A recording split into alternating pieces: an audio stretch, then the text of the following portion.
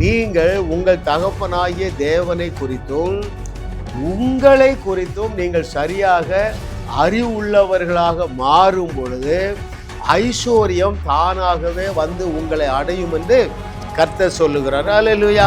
நீங்கள் நன்றாய் இருப்பதற்கு, அதாவது நீங்கள் ஐஸ்வர்யவான்களாக இருப்பதற்கு தடையா இருந்த நியாயப்பிரமாணம் கட்டளைகளை தகர்த்து கொண்டு ஒழித்து விட்டார். நீங்க அனுபவிக்க வேண்டும். எனவே தேவன் சகலவித நன்மைகளையும் உங்க அக்கௌண்ட்ல டெபாசிட் பண்ண ரெடியா இருக்கிறாரு. நீங்கள் கட்டி வைத்திருக்கிற அந்த வீட்டில் இருக்கிற அந்த ஸ்டோர் ஹவுஸ்ல என்ன செய்யறாரு? ஆவணங்களால் நிரப்ப விரும்புகிறார், ஆபரணங்களால் நிரப்ப விரும்புகிறார். ஹalleluya. That is the plan of the Lord.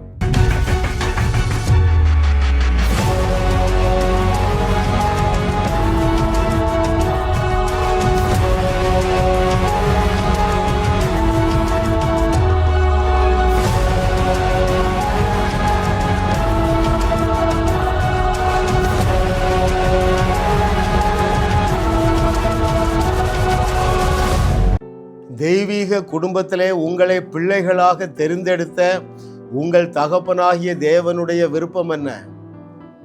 Right? நீங்கள் இப்பொழுது இருக்கிறதை காட்டிலும் 1000 மடங்கு பெருக வேண்டும்.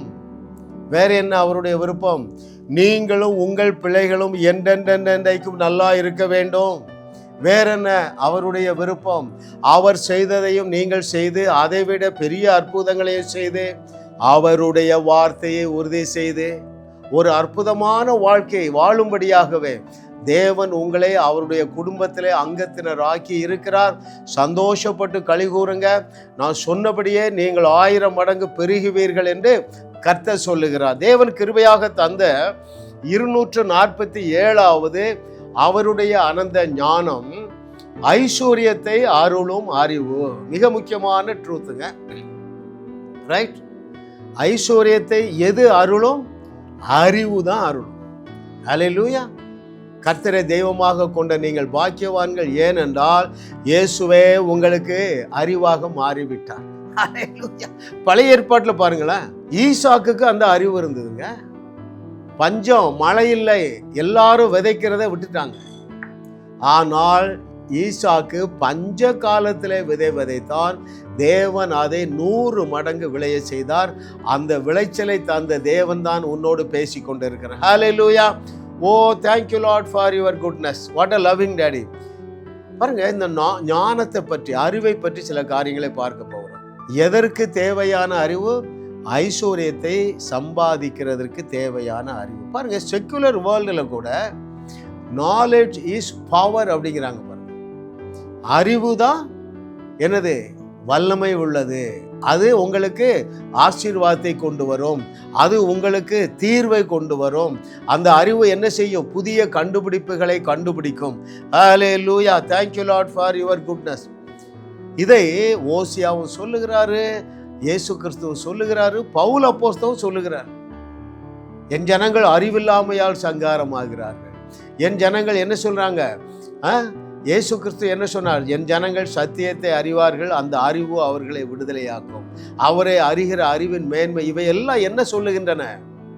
நீங்கள் உங்கள் தகப்பனாகிய தேவனை குறித்தும் உங்களை குறித்தும் நீங்கள் சரியாக அறிவுள்ளவர்களாக மாறும் பொழுது ஐஸ்வர்யம் தானாகவே வந்து உங்களை அடையும் என்று கர்த்தர் சொல்லுகிறார். அல்லேலூயா. ஓ thank you Lord for your goodness. பாருங்க, செழிப்பு என்பது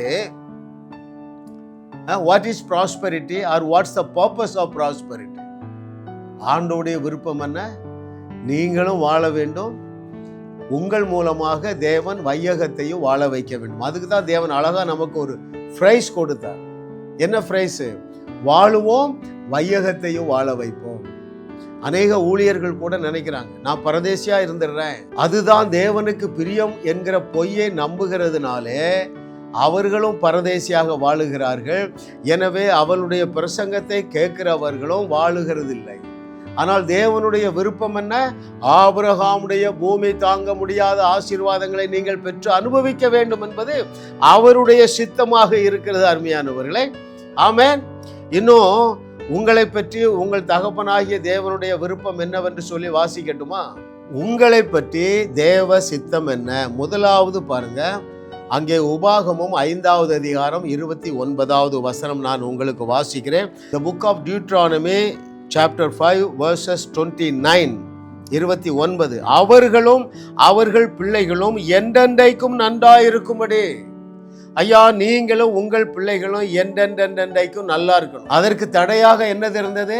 நியாயப்பிரமாணம், கட்டளைகள். அவர் என்ன செய்தார்? நீங்கள் நன்றாய் இருப்பதற்கு, அதாவது நீங்கள் ஐஸ்வர்யவான்களாக இருப்பதற்கு தடையாய் இருந்த நியாயப்பிரமாணம், கட்டளைகளை தகர்த்து கொண்டு ஒழித்து விட்டார். ஹல்லேலூயா. இரண்டாவது, நீங்கள் எப்படி இருக்கணுமா? நீயோ கடன் வாங்காதிருப்பாய் அநேக ஜாதிகளுக்கு. That means you lend to nations. That is the plan and purpose of the Lord in every child of God's life. எல்லா தேவனுடைய பிள்ளைகளுடைய வாழ்க்கையிலும் கடனே வாங்கக்கூடாது, கடன் கொடுக்கிறவர்களாக இருக்க வேண்டும். மூன்றாவதாக, நீங்கள் ஏன் கோடீஸ்வரர்களாக இருக்க வேண்டும் என்பதற்கு காரணத்தை நான் உங்களுக்கு வாசிக்கிறேன். 2 கொரிந்தியர் 9வது அதிகாரம் 8வது வசனம். The book of 2 Corinthians chapter 9 verse 8.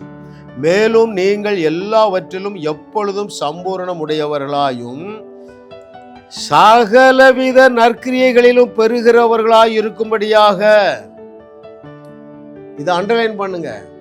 சகலவித நற்கிரியைகளிலும் எல்லா தேவனுடைய பிள்ளைகளும் என்ன செய்யணும்? பெருகி கொண்டே இருக்க வேண்டும். தேவனுடைய சித்தத்தை அறிந்த பவுலுக்காக நான் தேவனை ஸ்தோத்தரிக்கிறேன். அந்த வசனம் எனக்கு ரொம்ப பிடிச்ச வசனங்க.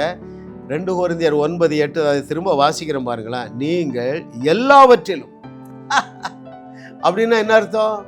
ஆஸ்தியா, உங்க வீட்டில் ஆவணங்கள் வைப்பதற்கே தனியாக ஒரு அறை இருக்க வேண்டும். ரைட்? அப்புறம் என்னது? ஆபரணங்களா, உங்கள் வீட்டிலே தனி அறை. எதற்கு? வெள்ளி, பொண்ணு, டைமண்டு, சஃபயர், இவைகளெல்லாம் ஸ்டோர் பண்ணுறதுக்கு தனியாக என்ன இருக்கணும்? ஒரு ஸ்டோர் ஹவுஸ் இருக்க வேண்டும். எல்லாவற்றிலும் எப்பொழுதும் சம்பூரணமுடையவர்களாயும் சகலவித நற்கிரியைகளும் பெருகணும். Very important truth. அந்த நாட்களில் மேல்நாட்டு மிஷனரிகள் வந்தாங்க பாருங்க, இந்த ட்ரூத்தை அறிஞ்சிருக்காங்க. சின்ன கிராமமாக இருக்கும், 100 வீடு தான் இருக்கும். ஒரு 200 பேர் உட்கார்ற மாதிரி பெரிய சர்ச்சை கட்டி ஒரு 70 அடிக்கு டவரை கட்டிட்டாங்க. ஏன்? இந்த மனசு அவங்களுக்கு. ஆண்டோடைய விருப்பமே எல்லாவற்றிலும் நான் சம்பூரணமுடையவனாக எப்பொழுதும் இருக்க வேண்டும். ஏனென்றால் சகலவித நற்கிரியைகளையும் நான் செய்ய வேண்டும். எத்தனை பேருக்கு சகலவித நற்கிரியைகள் செய்ய ஆசை? இந்த செய்தியை கேட்டுக்கொண்டிருக்கிற நீங்கள் இந்த பூமியில எந்த பகுதியில இருந்தாலும் என்னோடு கூட வாருங்கள். உங்களை நான் பீகாருக்கு அழைத்து செல்லுகிறேன், உத்தரப்பிரதேசத்துக்கு அழைத்து செல்லுகிறேன். வேற எங்க? குஜராத், ராஜஸ்தான், இன்னும் ஒரிசா. அருமையானவர்களே, அங்கே ஏராளமான நற்கிரியைகள் தேவைப்படுகின்றன. அப்படி என்றால் என்ன பொருள்? அந்த அநேக கிராமங்கள்ல, லட்சக்கணக்கான கிராமங்கள்ல எலக்ட்ரிசிட்டியே இல்லைங்க. நீங்க ஒரு எலக்ட்ரிசிட்டி ப்ரொடியூஸ் பண்ணி அந்த ஏழை ஜனங்களுக்கு எலக்ட்ரிசிட்டி அருளுவதற்காக நீங்கள் சம்பூரணமாக ஆசீர்வதிக்கப்பட வேண்டும். அநேக தாலுகாக்களில் ஒரு பள்ளிக்கூடம் கூட இல்லை. இன்னும் ஆயிரக்கணக்கான பள்ளிக்கூடங்கள் வட இந்தியாவிலே கட்டப்பட வேண்டும். அந்த சகலவித நற்கிரியைகளில் நீங்கள் பெருகுவதற்காக சம்பூரணமாக ஆபிரகாமுடைய ஆசீர்வாதங்களை நீங்கள் பெற்றுக்கொள்ள வேண்டும். இந்தியாவிலே மாத்திரமே அநேக ஆராதனைகள் மரத்தடிகளிலே நடக்கின்றன, ஓலை குடிசையில நடக்கு, திண்ணையில நடக்கு. ஏன்? ஆலயம் கட்டுவதற்கு பணம் இல்லை.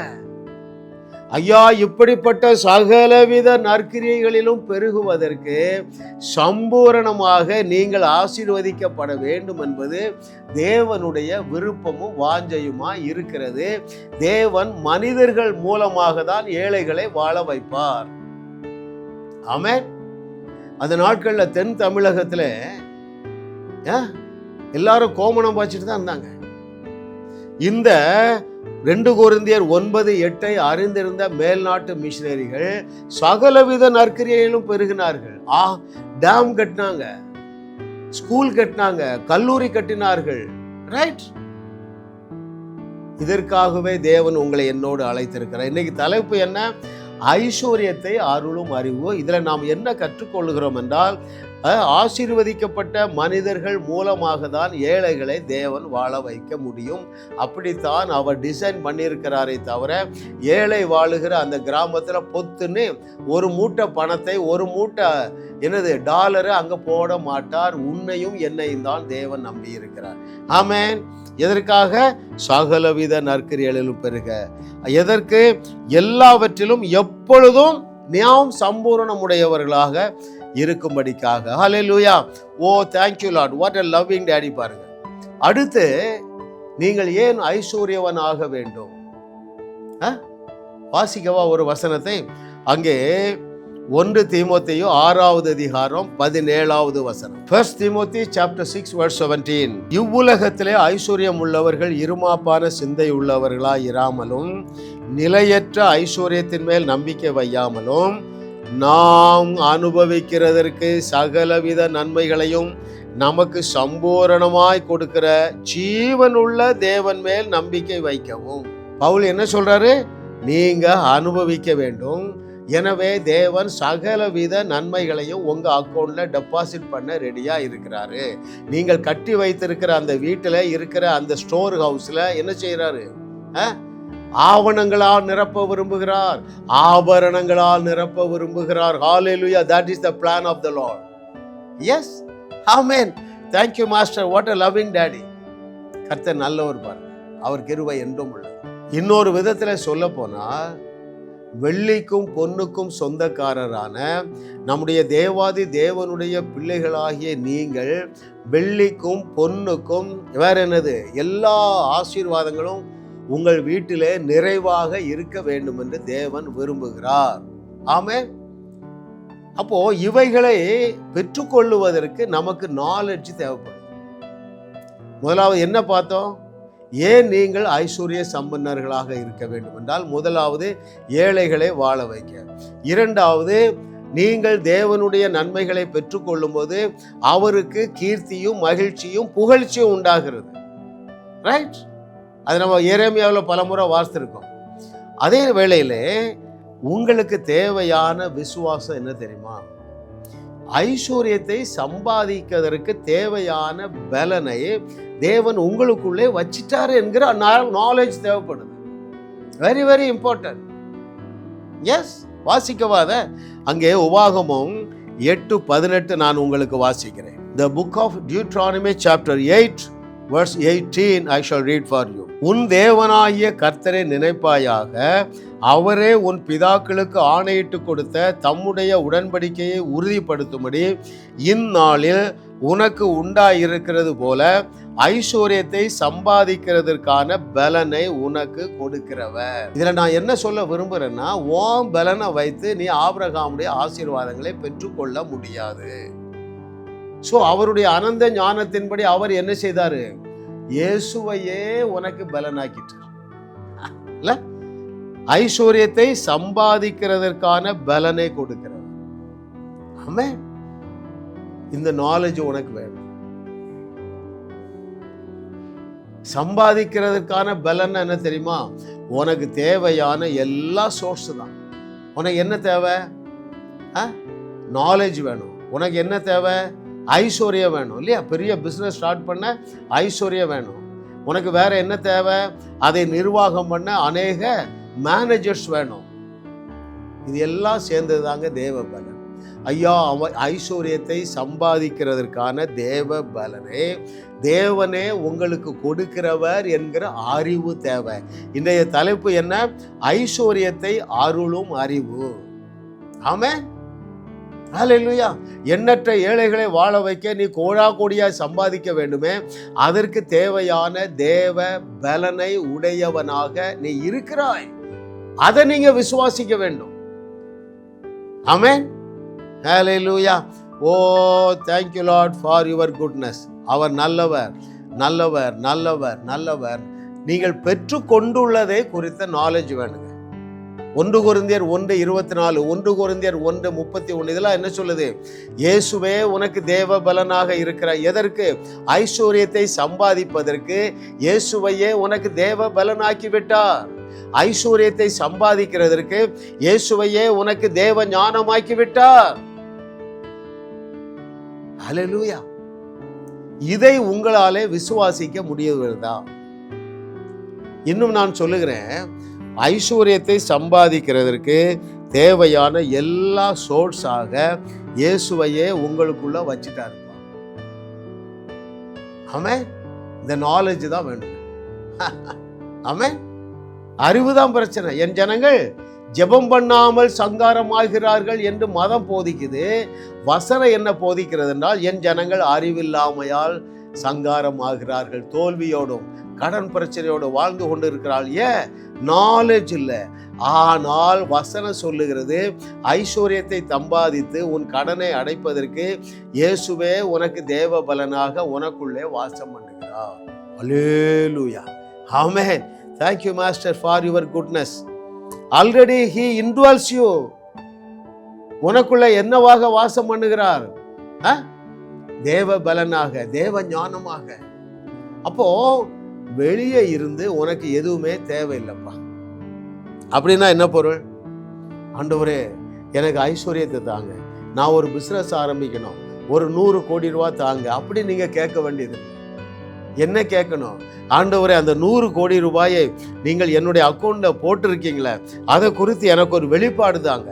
அதை எப்படி நான் சுதந்திரிக்க வேண்டும் என்று என்னோடு நீர் பேசிக்கொண்டே இருக்கிறீரே, அந்த சத்தம் என்னுடைய காதிலே தொனிக்கட்டும், அது எனக்கு விளங்கட்டும் என்று சொல்லி நீங்கள் ஜெபிக்க வேண்டும்.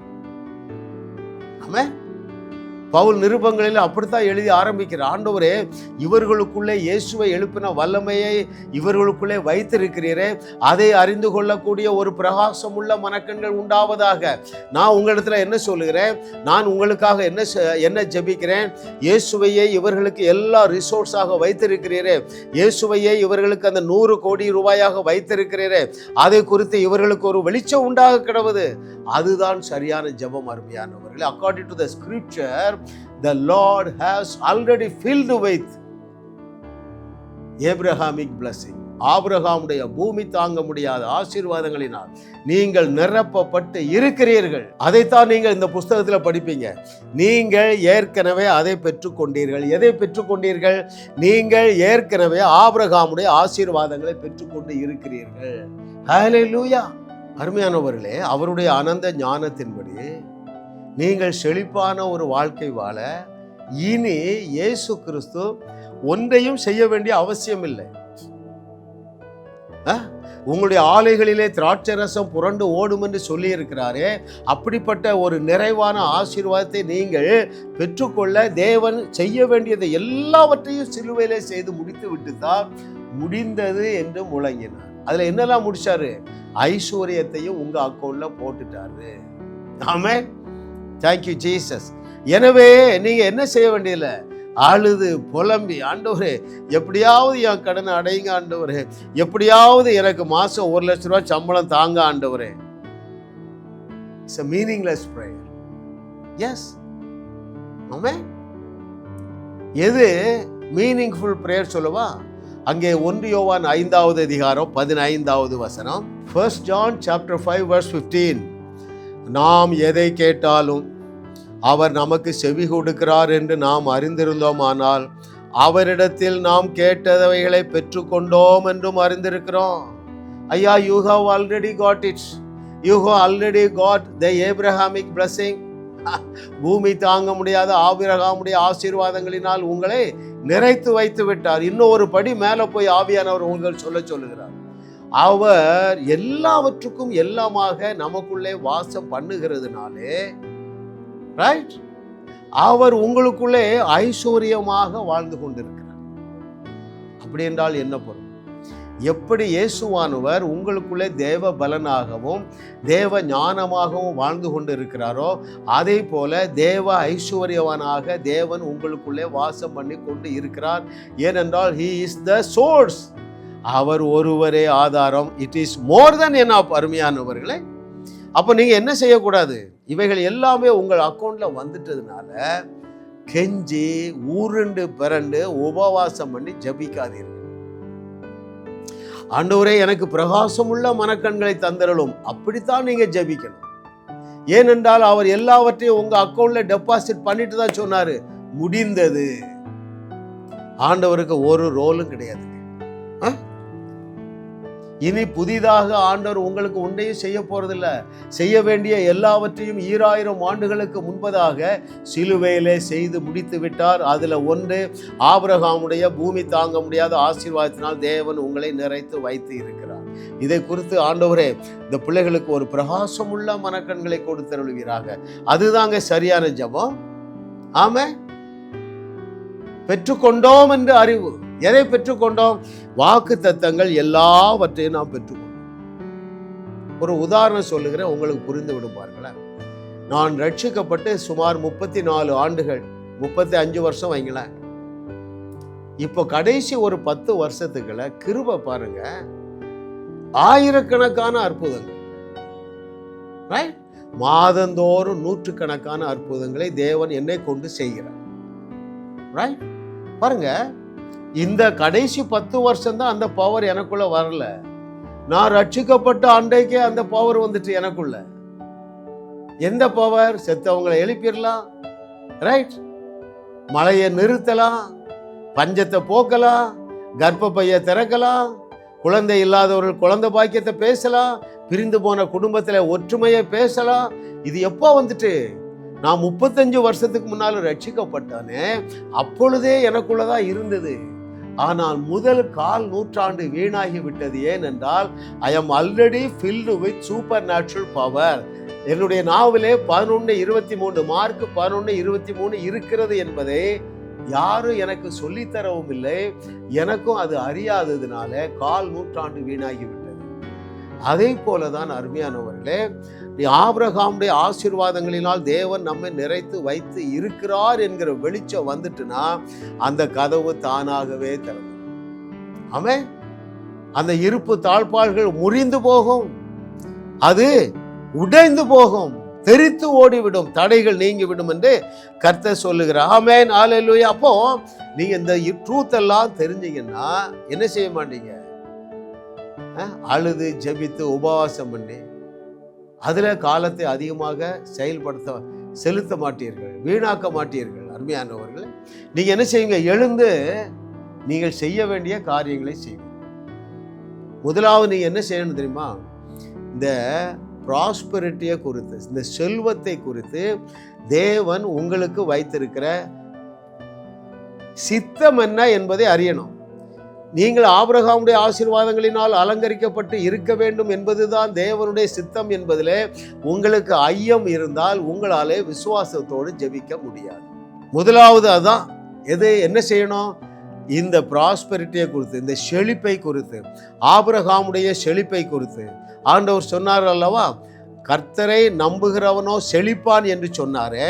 அப்போ செழிப்பை பற்றி உனக்கு தெளிவான நாலேஜ் இருந்தா, விசுவாசிக்க முடியாத சூழ்நிலையிலும் உன்னுடைய கடன்காரர்கள் உன்னை ஓட ஓட விரட்டும் பொழுதும் ஆபிரகாமுடைய ஆசீர்வாதங்களை உன்னால விசுவாசிக்க முடியும். நம்பர் 2, நீங்கள் என்ன செய்ய வேண்டும் என்றால் எழுந்து விசுவாசித்து செயல்பட ஆரம்பிப்பீர்கள். ரைட்? இரண்டாவது அறிவு, நீங்க சும்மா இருந்தா அங்க என்ன நடக்காது? ஐஸ்வர்யம் வராது. நான் அதை உங்களுக்கு வாசிக்கட்டுமா? உபாகமம் 28வது அதிகாரம் 8 மற்றும் 12வது வசனங்கள். The book of Deuteronomy chapter 28 verses 8 and 12.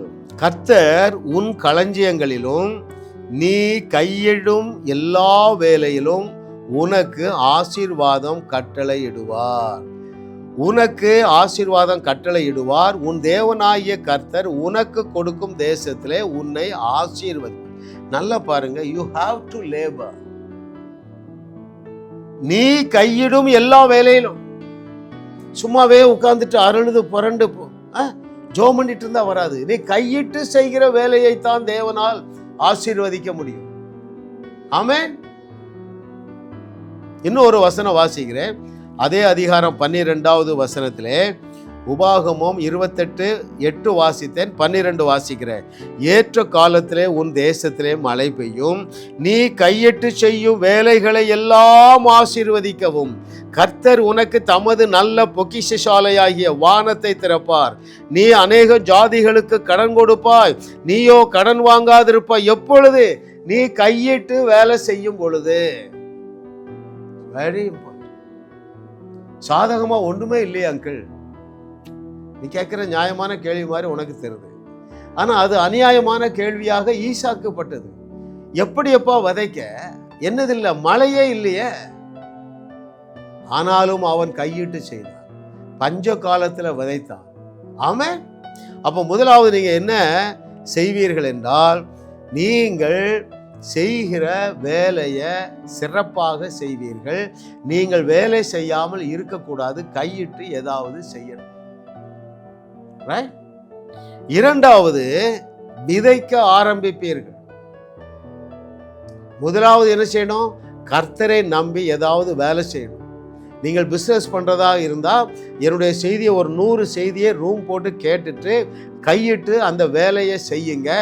அந்த பிஸ்னஸ்ஸு 1000 மடங்கு பெருகும்.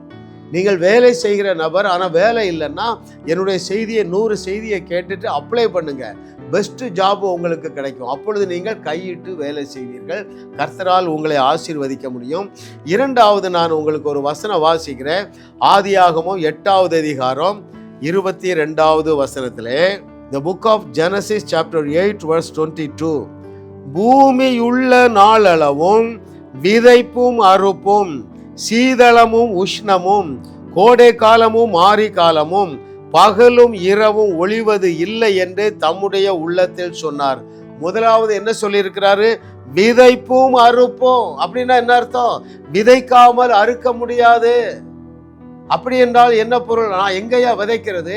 ஐயா, எந்த செய்தி மூலமாக நீ ஆசீர்வதிக்கப்படுகிறாயோ அந்த நிலம் நல்ல நிலம். அந்த நல்ல நிலத்துல நீங்க விதையுங்கள். ஜாஸ் மினிஸ்ட்ரீஸ்ல இருந்து நார்த் இந்தியா ஊழியங்களிலே நாங்கள் விதைக்கிறோம். ஆண்ட்ரூ உமக் மினிஸ்ட்ரியில நாங்கள் விதைக்கிறோம். ஏன்? அந்த ஊழியம் எங்களுக்கு எங்களுடைய மனக்கண்களை திறந்தது. ஆண்ட்ரூ உமக் ஊழியம் கேரிஸ் பைபிள் காலேஜில் விதைக்கிறோம். ஏன்? அது எங்களுடைய கண்களை திறந்தது. அது நல்ல நிலம், நாங்கள் அதிலே விதைக்கிறோம். நீங்களும் விதையுங்கள். அடுத்ததாக நீங்கள் செய்ய வேண்டியது அறிக்கை செய்யுங்கள். எதை அறிக்கை செய்யும்? ஆபிரகாமுடைய பூமி தாங்க முடியாத ஆசீர்வாதம் எனக்கு சொந்தம், நான் சகலவித நன்மைகளை அனுபவிக்க வேண்டியது என்னுடைய தகப்பனுடைய விருப்பம், நானோ கடன் வாங்க மாட்டேன், சகலவித நற்கிரியைகளிலும் நான் செய்ய தேவனுடைய ஆவியானவர் எனக்கு ஞானத்தை தந்துட்டார். இப்படி நீங்கள் அறிக்கை செய்யுங்கள். திரும்பவும் நான் சொல்லட்டுமா? ஒரு சில அறிக்கைகள் எழுதி இருக்கிறபடி ஆபிரகாமுடைய ஆசீர்வாதங்கள் எனக்கு சொந்தமாயிற்று. முதலாவது அறிக்கை. இரண்டாவது அறிக்கை, நான் சகலவித நன்மைகளையும் சம்பூரணமாய் பெற்று அனுபவிக்க வேண்டும் என்பது தேவனுடைய விருப்பம். அதற்காக தேவன் என்னை ஆசீர்வதித்திருக்கிறார். மூன்றாவதாக, நான் கடன் வாங்கக்கூடாது, கடன் கொடுக்க வேண்டும் என்பது தேவனுடைய விருப்பம். அதற்காக தேவன் என்னை ஆசீர்வதிக்கிறார். நான் சகலவித நற்கிரியைகளிலும் பெருக வேண்டும். அதற்காக பூமி தாங்க முடியாத ஆசீர்வாதங்களினால் தேவன் என்னை ஆசீர்வதிக்கிறார். இந்த வார்த்தைகளை போல சில வார்த்தைகளை நீங்கள் எழுதி அறிக்கை செய்யுங்கள். இதெல்லாம் நீங்க அறிந்து கொள்ள வேண்டிய அறிவு. அருமையானவர், இந்த அறிவினால் நீங்கள் நிரப்பப்பட்டு அந்த அறிவை நீங்கள் பின்பற்றும்படியாக, ஆண்டவரே நன்றி, என்னுடைய பிள்ளைகள் ஐஸ்வர்யவனாக, செல்வ சீமானாக, செல்வ சீமாட்டியாக வாழுவது உமக்கு பிரியம் என்று சொல்லி இவருடைய மனது அதை ஏற்றுக்கொள்ளுவதாக. ஆபிரகாமுடைய ஆசீர்வாதங்களை ஏற்கனவே இவருடைய கணக்கில் நீ டெபாசிட் பண்ணி வைத்திருப்பதை அறிந்து அதை சுதந்தரிக்க கண்கள் திறக்கப்படுவதாக. சம்பூரணத்தை குறித்து தினந்தோறும் அறிக்கை செய்ய தேவனுடைய ஆவியானவர் இவர்களுக்கு நினைப்பூட்டுவீராக. இயேசுவின் நாமத்தில் பிதாவே, ஆமென், ஆமென். ஜாஸ் மினிஸ்ட்ரி செய்திகள் மூலமாக நீங்கள் ஆசீர்வதிக்கப்பட்டிருக்கிறீர்கள். நீங்கள் இந்த ஊழியத்தோடு கைகோர்க்கும்படியாக உங்களை அழைக்கிறோம். நீங்கள் காணிக்கை விதைக்கக்கூடிய நல்ல நிலமாக ஜாஸ் மினிஸ்ட்ரிஸ் இருக்கிறது. விசுவாசத்தோடு உற்சாகமாக பெருக விதையுங்கள். தேவன் உங்களை 1000 மடங்கு பெருக செய்வார். வாரந்தோறும் சென்னை முகப்பேரில் நடைபெறும் கிங்ஸ் அண்ட் குயின்ஸ் அசம்பிளி ஞாயிறு ஆராதனைக்கு அன்புடன் அழைக்கிறோம். சத்தியத்தை சரியாக அறிந்து வெற்றி வாழ்க்கை வாழுவீர்கள். சென்னையில் உள்ள உங்கள் நண்பர்கள் உறவினர்களையும் 3 மாதங்கள் தொடர்ந்து வரும்படியாக உற்சாகப்படுத்துங்கள். முற்றிலும் ஜெயமான வாழ்க்கை வாழுவார்கள். உங்களையும் வாழ வைத்து உங்கள் மூலம் உலகத்தையும் வாழ வைக்கவே தேவன் எங்களை கிருபையாக அழைத்துள்ளார். விடுதலை பெறவும் சுகத்தை அனுபவிக்கவும் தொலைபேசியில் எங்களோடு தொடர்பு கொள்ளுங்கள். ஜாஸ் மினிஸ்ட்ரீஸ் யூடியூப் சேனலில் தொடர்ந்து செய்திகளை கேளுங்கள். சப்ஸ்கிரைப் செய்யுங்கள். வீடியோக்களை லைக் செய்து பலரோடு பகிர்ந்து கொள்ளுங்கள். அவர்களும் ஆசீர்வதிக்கப்படட்டும்.